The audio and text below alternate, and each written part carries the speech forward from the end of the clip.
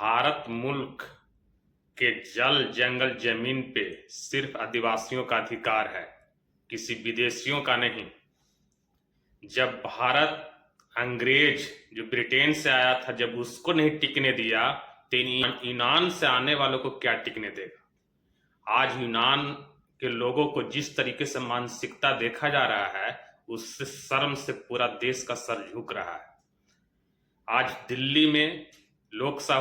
दिल्ली के लोकसभा में और बिहार के विधानसभा में जिस तरीके से हमला हुआ सदन में, उससे लगता है कि हमारा लोकतांत्रिक प्रक्रिया को कमजोर करने की बहुत बड़ी साजिश चल रही है।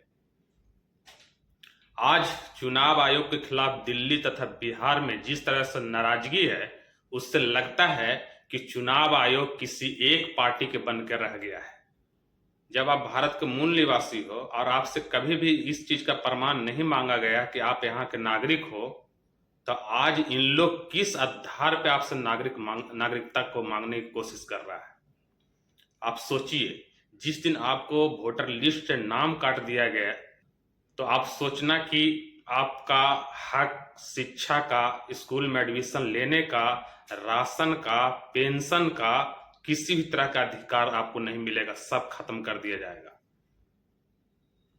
आप किस डॉक्यूमेंट पे कहो कि हम भारत के नागरिक हैं, जो कि आप मूल निवासी यहाँ के हो, और आज के डेट में आपसे प्रमाण मांगा जा रहा है कि आप प्रमाण दो कि आप भारत के नागरिक हो।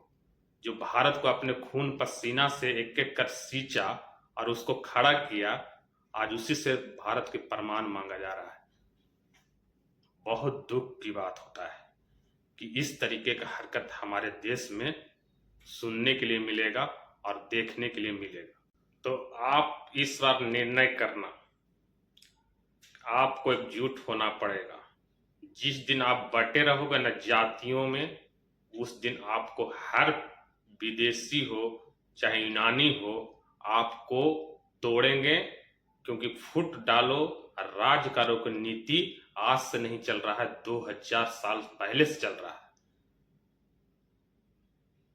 आप बहुजन हो, आप बहुत संख्या में हो, लेकिन आप में सिर्फ एक ही कमी है, एकजुटता की, यूनिटी की, एकता की।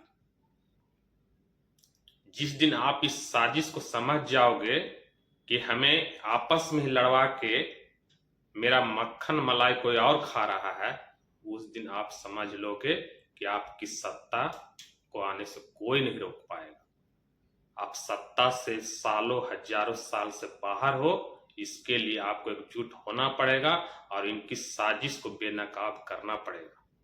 तभी एक आप स्वाभिमान की जिंदगी जी सकते हो। अदरवाइज आप सोच लो आपको कैसी जिंदगी चाहिए। धन्यवाद।